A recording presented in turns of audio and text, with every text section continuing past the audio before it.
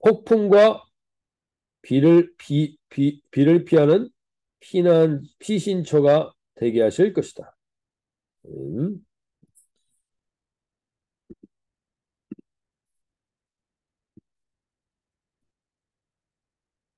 네, 오늘 우리가 이제 이사야서 4장 말씀을 보게 되는데, 우리가 어제 나누었던 말씀에서 이 수치스러운 흔적의, 인생은 수치스러운 흔적을 남길 수도 있고 영광스러운 흔적을 남길 수도 있습니다. 수치스러운 흔적을 남길 수도 있고 아름다운 흔적을 남길 수도 있습니다. 근데 그 수치스러운 흔적의 핵심은 사실 이사야서 2장에서 계속 언급했던 내용의 반복이었습니다. 2장 22절에 너희는 인생을 의지하지 말라. 그의 호흡은 코에 있나니 새말가치가 어디 있느냐. 인생을 의지했던 순간들은, 자기 자신을 의지하고 인생을 의지했던 순간들이 수치스러운 흔적으로 남게 될 것입니다.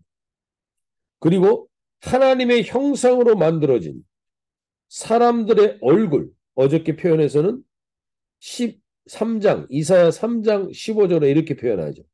어찌하여 너가 내 백성을 짓밟으며 가난한 자들의 얼굴에 맷돌질하느냐. 즉 가난한 사람들의 인격을 무시하고 존중하지 않고 맷돌질하들 무시했던 모든 행동들은 반드시 수치스러운 흔적이 될 것이다. 내가 남보다 우월하다라는 것을 증거하기 위해서 다른 사람을 무시하고 다른 사람을 업신여겼던 것들은 반드시 수치스러운 흔적이 될 것이라고 말씀하십니다. 또 하나님께서는 어저께 4장, 3장 하반절에서 이 이스라엘의 귀족들이 어떻게 사치스럽게 그들이 행했던 그것들을 너무 디테일하게 하나님이 언급하십니다. 얼굴 가리개, 화관, 발목 사슬, 반지와 코골이, 이런 모든 것들을 디테일하게 언급하시는 것으로 봐서 하나님은 우리가 사치스럽게 사는 그 모든 것들을 다 알고 계시다는 것입니다. 그리고 그렇게 내게 있는 시간과 물질을 사용했던 것이 결국에는 수치스러운 흔적이 될 수 있다고 어제 말씀해 주셨습니다. 그리고 하나님은 우리에게 오늘 4장에서 다시 한번 말씀하십니다. 4장 1절에서 여자들이 남자를 의지하여서 당신의 이름으로 우리를 부르게 하여 우리가 수치를 면하게 하라. 사람을 의지하여 다시 한번 내 남편이 되달라. 내가 먹고 사는 거 내가 알아서 할 테니 내 남편만 되달라.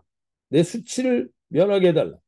이것이 너희들에게 더 수치스러운 흔적이 될 것이다라고 얘기하십니다. 그리고 이 수치스러운 흔적을 다 제하시는 일들을 오늘 2절부터 다시 시작하시는데, 그 내용을 우리가 돌아보면서 이들이 결국 수치스럽게 이스라엘은 전쟁의 포로가 되게 하십니다. 네, 하나님은 분명히 말씀하십니다. 하나님은 심판과 징계를 하시는 하나님입니다. 그러나 그 심판과 징계의 목적은 언제나 멸망과 패망이 아니라 그들을 회복시키고 새로운 시대를 열기 위해서 심판하시는 것입니다. 징계하시는 것입니다. 마치 우리의 부모님들이 우리를 훈계할 때 죽이기 위해서 훈계하는 게 아니라 살리기 위해서 훈계하는 것처럼 하나님의 심판과 징계는 늘 그 목적이 회복과 새로운 시대를 열어 주신다는 것입니다. 그래서 하나님 그렇게 말씀하시면 너희를 향한 나의 생각을 안 하니 그것은 재앙이 아니라 평안이라. 하나님은 분명히 우리에게 말씀하십니다. 하나님이 만약에 두려움과 공포로 이 세상을 다스리실 것이었다면 벌써 이 세상은 진작에 끝내셨을 수 있습니다. 하나님은 우리가 구원의 즐거움과 자원하는 심령으로 온전한 교제를 하기 위해서 지금까지 기다리고 계십니다. 그리고 그 회복의 시작을 오늘 2절에서 이렇게 말씀하십니다. 그날에 여호와의 싹이 아름답고 영화로울 것이며 그 땅의 소사는 이스라엘의 피난한 자를 위하여 영화롭고 아름다울 것이며 이렇게 말합니다. 오늘 우리가 하나님의 이 여호와의 싹이 무엇을 의미하는가? 여호와의 싹은 이사야서에서 53장에서도 한 번 더 등장하는데 연한 싹 같고 그 싹이 이 싹은 무엇을 의미하느냐? 하나님이 이사야, 에레미야, 스가랴에서도 이 여호와의 싹은 다 메시아를 의미합니다. 메시아. 이 모든 징계와 이 모든 심판은 여호와의 싹으로 말미암아 새롭게 회복됩니다. 그 여호와의 싹은 바로 예수 그리스도 메시아를 의미합니다. 즉 메시아의 인간적인 연약함을 근원으로 말씀하시는 게 여호와의 싹입니다. 싹은 작은 싹은 너무나 연약해 보입니다. 아주 작아 보입니다. 미약해 보입니다. 그러나 어떠한 거대한 나무도 처음부터 거대한 나무로 시작하는 것은 단 하나도 없습니다. 이 세상에 존재하는, 이 지구상에 존재하는 것 중에 거대하고 대단해 보이는 것이 아주 작은 것에서 시작하지 않은 게 없습니다. 이 연약해 보이는 이 싹에서 시작하는 겁니다. 이것을 하나님께서 양육하시고 하나님께서 키우셔서 거대한 거목으로 만드시는 것처럼 자연 법칙에는 예외가 없습니다. 모든 것은 바로 이 작은 싹에서 시작합니다. 생명도 마찬가지입니다. 생명도 작은 그 정자와 난자가 만나서 생명이 시작되는 겁니다. 생명의 시작도 절대 거대한 것에서 시작하지 않습니다. 오늘 하나님께서 하나님의 메시아의 속성을 우리에게 이야기해 주시면서 하나님은 우리에게 세상의 영웅신화에 속지 말라고 말씀하십니다. 인생을 의지하는 것들, 인생에서 거창해 보이는 것들 반드시 수치스러운 흔적을 남기게 될 거다. 오늘 우리에게 메시아 예수님께 속한 자들은 이 작은 것, 이 작은 싹을 소중히 여기는 자임들을 알고 그렇게 작은 자로 하나님을 의지하라고 말합니다. 너희에게선 드러낼 것이 없으니 하나님을 의지하는 것. 이 작은 싹이 살아남을 수 있는 유일한 길은 하나님께 의지하는 겁니다. 의탁하는 겁니다. 근데 하나님이 여기서 진정한 아름다움과 영화를 시작하십니다. 오늘 4장 2절에서 명확하게 얘기해 주시고 그날에 여호와의 싹이 아름답고 영화로울 것이요. 오늘 우리 이 아침에 첫 번째로 좀 기도하길 원하는 건 내가 너무 작고 연약해 보이십니다. 세상 속에서 드러낼 게 너무 없어 보입니까? 2023년도 이렇게 한 해가 마무리되어 가는데 드러낼 것이 너무 없어 보여 초라함을 느끼십니까? 하나님께서 오늘 말씀하십니다. 그 여호와의 싹이 메시아를 의지하게 하는 가장 중요한 순간이다. 메시아를 의미하며 메시아는 이 여호와의 싹에서 시작한다는 것이다. 오늘 이 작은 것을 소중히 여기는 우리 공동체가 되길 바라고 지극히 가난하고 연약한 자, 싹과 같이 연약한 자를 돌보는 마음에서 여호와의 싹에 진정한 아름다움과 영광을 보게 하실 것입니다. 오늘 12월의 첫째 날입니다.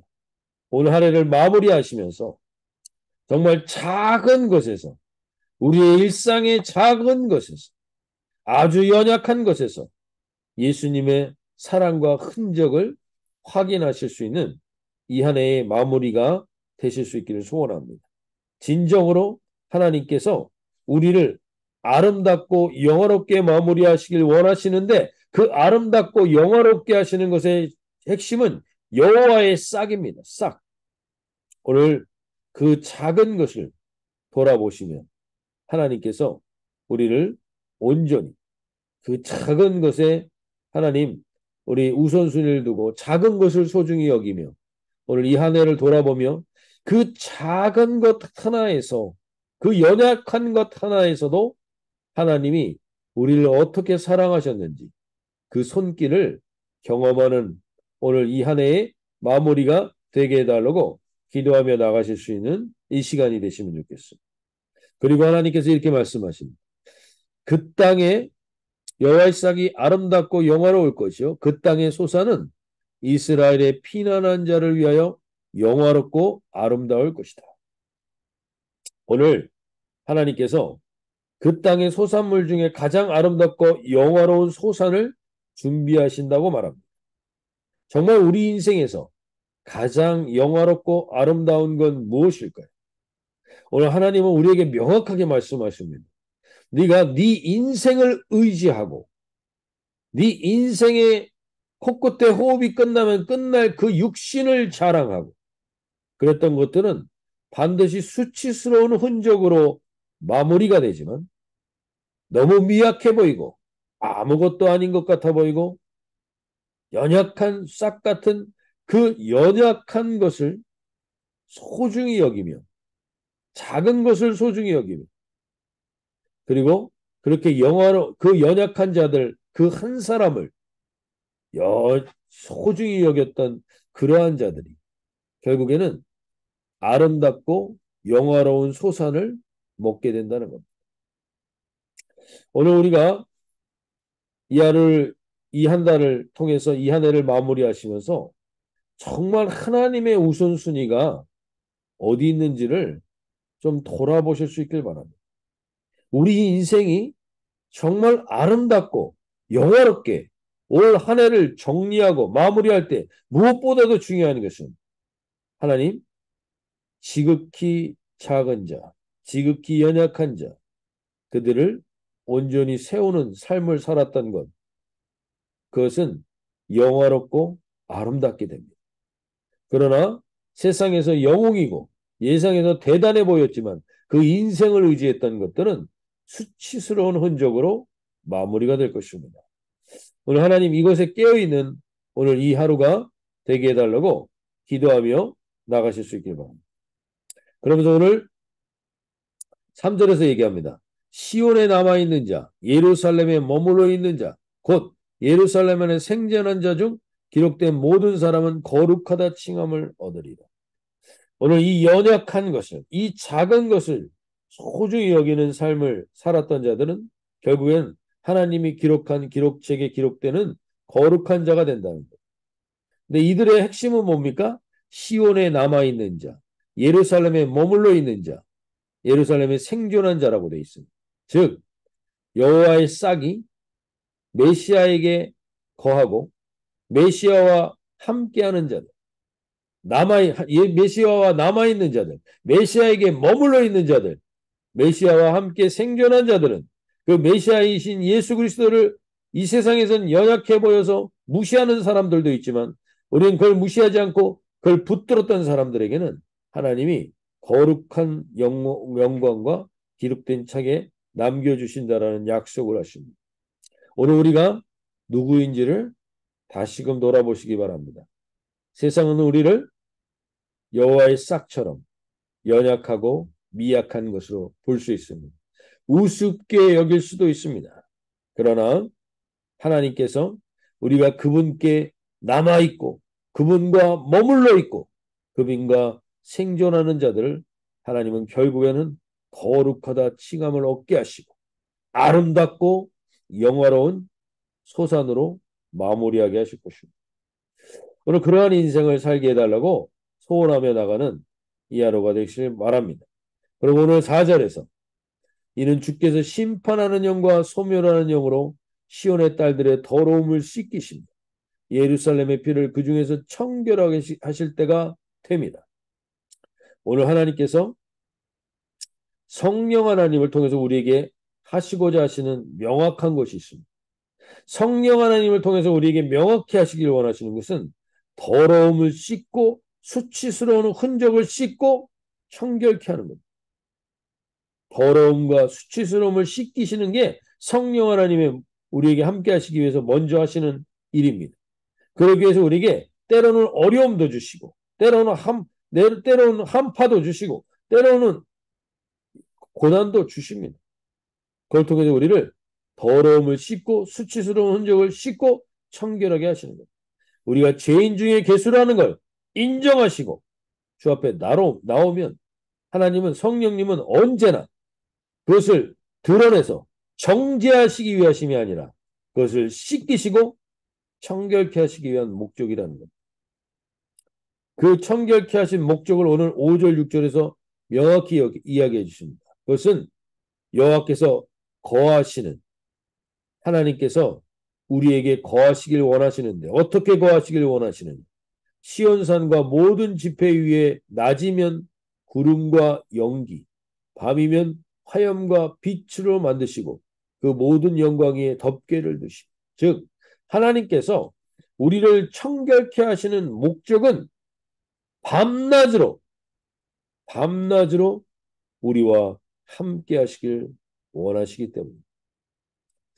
오늘 특별히 이 12월 한 달 동안을 돌아보시면서 우리에게 하나님이 함께 하셨던 그 흔적들을 돌아볼 수 있는 은혜가 있길 바라고 하나님은 우리를 고난과 어려움이라고 생각했던 그 순간들도 그 순간들로 끝나는 게 아니라 그 순간을 통해서 하나님이 우리와 어떻게 하시길 원하시는 것인가 우리에게 거하시고 우리와 함께 하시고 그리고 불의 심판이나 목적이 아니라 불을 통해서 밤마다 예루살렘을 덮어 추위로부터 보호하시는 이 하나님의 목적을 오늘 우리가 명확히 알길 원하시는 이 시간이 되시면 좋겠습니다.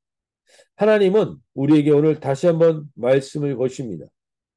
하나님은 우리와 임재하며 동행하시길 원하신다는 겁니다. 어떻게요? 밤낮으로. 하나님이 동행하시면 여기 하나님이 만드셨다라는 말이 나오는데 이 만드셨다라는 히브리어가 바라라는 단어라고 했습니다. 이 바라라는 단어는 오직 하나님에게만 씁니다. 하나님. 그래서 오늘 6절 초막이 있어서 낮에는 더위를 피하는 그늘을 지으며 또 풍우를 피하는 숨는 곳이 되리라. 하나님은 우리를 멸망시키시는 게 목적이 아닙니다. 고난을 주시는 게 목적이 아닙니다. 이걸 통해서 하나님은 우리를 회복시키셔서 이 땅 가운데 아름답고 영원한 소산으로 이 땅의 삶을 마무리하고 그 아름답고 영원한 주님과의 동행을 계속하게 하시길 원하셔서 그 과정을 두신다는 것입니다. 오늘 이 아침에 우리가 기도하며 나가실 때 특별히 이 12월 한 달 동안 하나님 다시 한번 이 작고 작은 것에서 하나님이 나에게 어떻게 동행하셨는지를 돌아보게 해달라고 기도하며 나가실 수 있길 바랍니다. 특별히 하나님 우리 가운데 오늘 이 아침에 우리를 깨워서 이 자리에 세우신 주님께서 우리 한 사람 한 사람에게 이 12월 한 달을 이제 마무리해 가면서 그 작은 것 하나하나에서 함께 하셨던 그 하나님을 우리가 오늘 기억하고 또 이 한 해 동안에 이제 하나님께서 베풀어 주신 가장 중요한 목적은 우리와 밤낮으로 동행하시길 원하신다.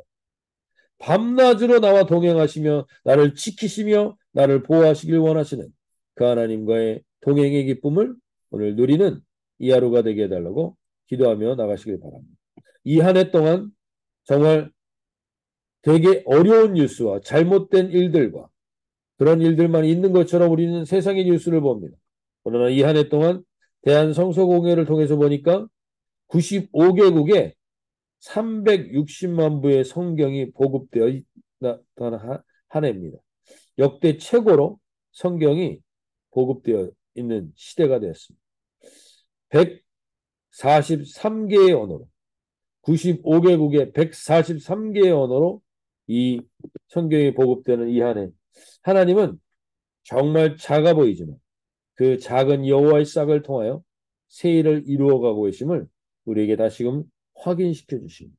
오늘 그 주님께서 우리에게 세미하게 말씀하시는 것을 듣길 바랍니다. 오늘 영어 기도 제목에 보시는 것처럼 Thank you for offering me salvation and love. 오늘 하나님께서 우리에게 제공하시는 구원과 사랑의 은혜로 이 한 해의 마무리에 되는 이 12월의 첫째 날을 시작하게 해주시고 작은 것에서부터 그 은혜를 누리며 경험하게 해주시고 특별히 연약하고 지극히 작은 자 한 사람을 여호와의 싹 메시아께 이끄는 그러한 통로로 우리가 이 한 해가 마무리되게 해달라고. 그래서 우리가 생명책에 기록되는 연약한 자들을 주께 돌이키는 그러한 아름다운 그리고 그러한 영화로운 열매로 이 한 해를 마무리하게 해달라고 우리 그렇게 기도하며 이 한 달을 시작하는 은혜가 있게 해달라고 소원하며 나가도록 하겠습니다.